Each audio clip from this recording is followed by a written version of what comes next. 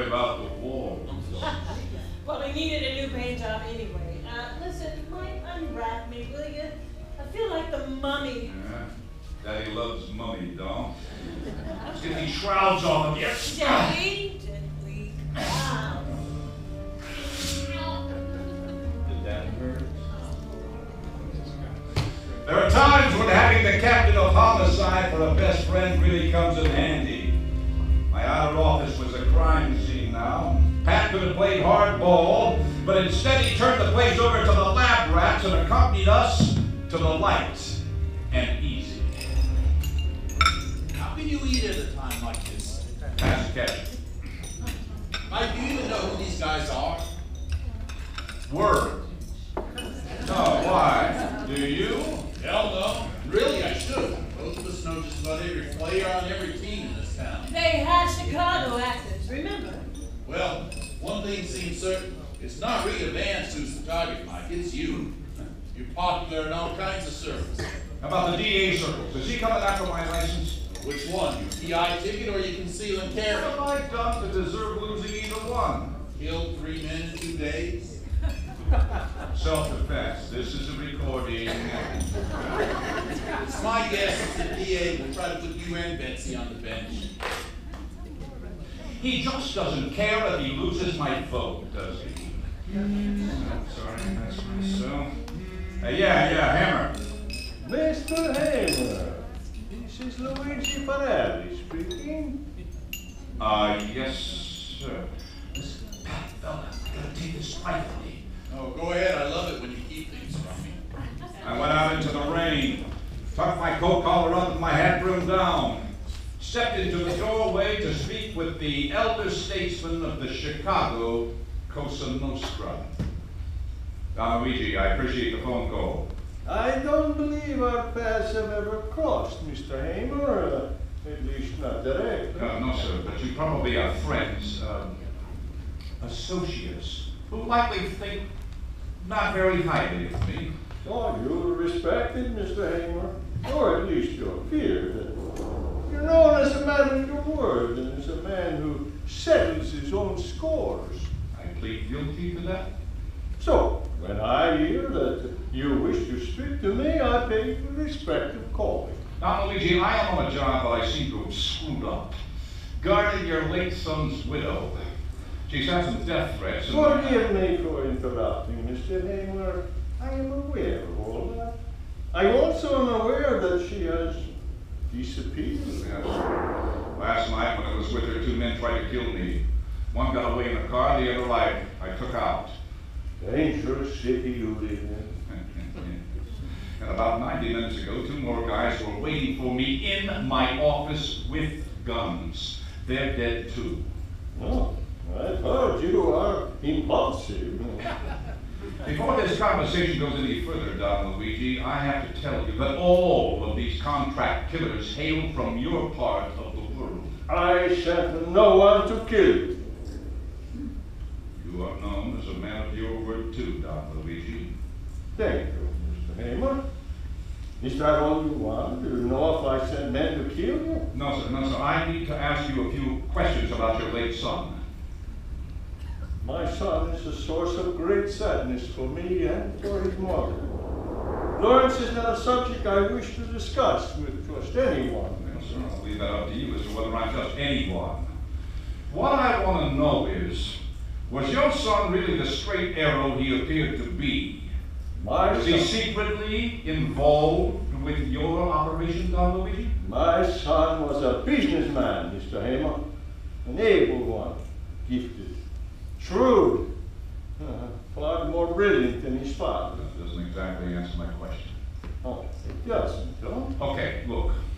Do you harbor any suspicions that your son's death in that automobile crash may not have been accidental?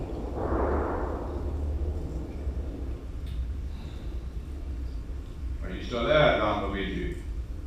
Suppose I were to admit I do have reservations about the way Lawrence died. That the Porti family may have been involved in his death. What then? You tell me. If you can find evidence that shows my boy was murdered, I will reward you with $100,000. Cash or check, your preference. Evidence your son was murdered. That's right.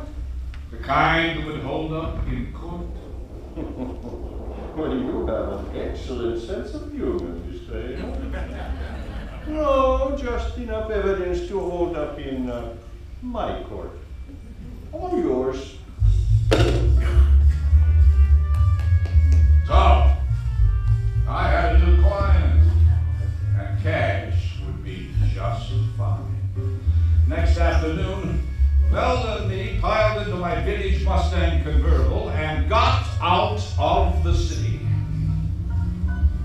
It's beautiful up here, Mike. Oh, yeah.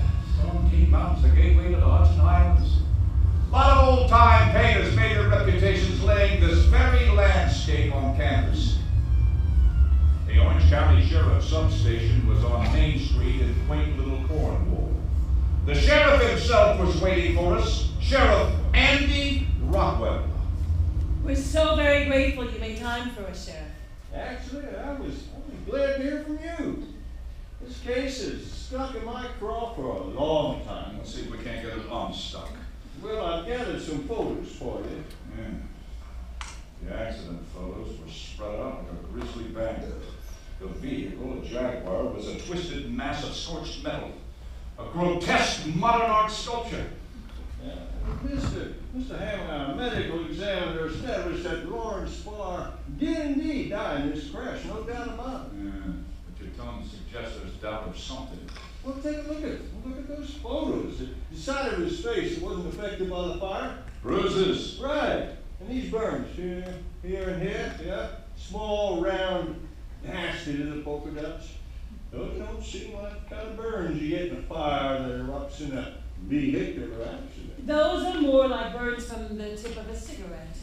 You know what I'm about to tell you, Mr. Hammer, is supposition, but it's my theory that Lawrence Farr was tortured. But the accidental death was meant in part to disguise the fact that he had been tortured before he was murdered. medical examiner did say these bruises and small burns were consistent with torture. But your ME couldn't prove that Farr was tortured? No. Now, the bruises and small burns could conceivably have occurred in the accident. Do you have any other reason to believe the accident was staged? Well, that stretch of mountain road where Lawrence Farr's Jaguar supposedly missed the curve, Farr had no business being there.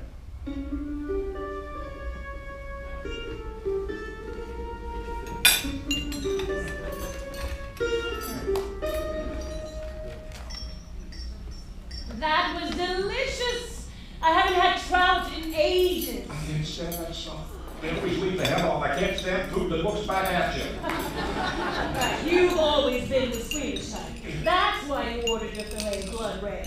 Your mic's a carnivore, baby. There's no getting around it. It's not going to go outside. I'm trying to get Pat on the cell. See if I can get a damn signal in these mountains. Why don't you try the cheesecake? Oh, I'll pass. I'm watching my figure. Don't. Everybody's watching your figure. Outside. Yeah, I still couldn't get a signal. Couldn't get a hold of Pat. Maybe there was a landline I could use back in the restaurant. Hey, buddy. Huh? Got a car here? I could use a jump. Yeah, I'll give you a hand. Parking lot was fairly full. The lighting dim. The guy had the hood of his car up, a late model Ford. I stood alongside him to get a look into where the cables would go. I was bent over when he looped his arms around me in a bear hug. We did a little struggle dance and moved me around to where I could see a second guy, a big guy in a windbreaker, coming at me with a silence rod in his mate. That was no shot from a silence rod. No, that was a familiar feminine bark of the 32 that Bella likes to pack in her purse next to her lipstick. Mike! The bear hug dissolved as the guy went clawing for his own gun. I whipped around, shoved him under the hood of the car, and brought it down hard on him. Right on his neck. Yeah. Have another one. Yeah. Get him.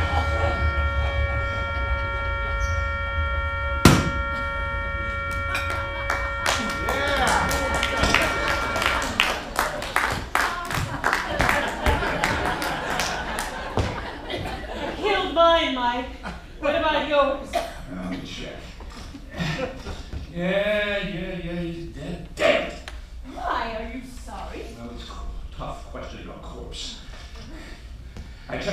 for IDs. They both have driver's license and credit cards to match.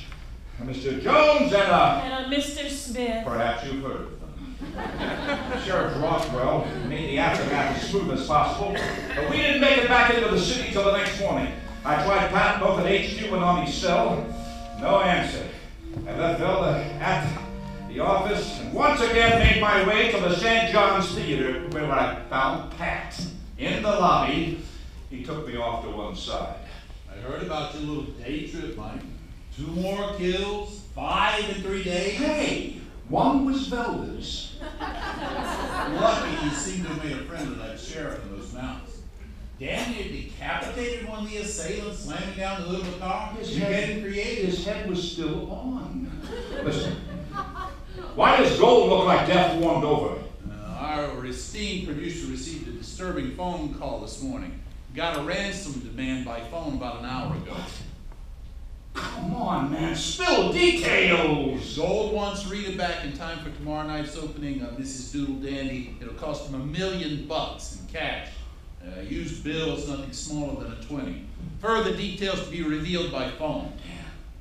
FBI here yet? Yeah, they're in Gold's office manning the phones. It's a typical federal circus in there, but the ringmaster's one of ours. Why, who? The DA himself. He's his own liaison with the federal boys. Speak of the devil. Yeah. Hammer!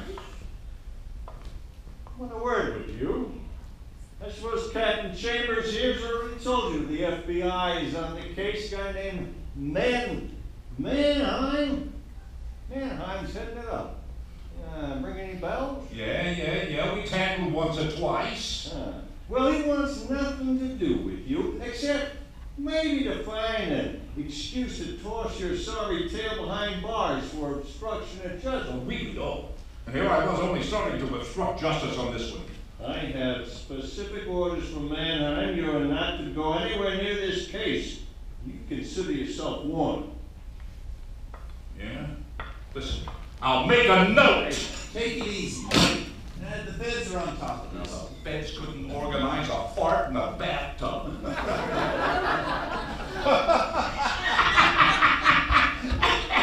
Hey, what is your role in this fiasco? We're going to concentrate on tracking down the poison pen center. I'll talk to Velda. She get the information on a guy we got by the name of Ronnie Meese. Oh, we know about Ronnie, but we don't have much. Well, she's been on in a couple of days. Check in with Velda. Looks like Gold is hanging around for a word with you. I'm gone. Hey, be good. Always. Mr. Hammer, Mike, we need to talk, but we have to make it quick. The DA and the federal men seem to frown on your participation. Does it look like I give a damn? You're my client. What do you need? I want you to know what the FBI already does. And I am in no position to pay $1 million ransom. I've sunk every dime I have into this production and called in every market. Oh, it's okay. What? I don't believe in paying ransoms. Well, I would gladly pay the price if I could. I'm going to be tied up here with the FBI watching my every move. I want you to approach Rita's attorney. He can give permission to sell some of that valuable art collection of Rita's. Okay. Listen, wait a minute. If the attorney has a right to release funds, why liquidate any of these paintings? Rita's rich, isn't she? No. If she told you otherwise,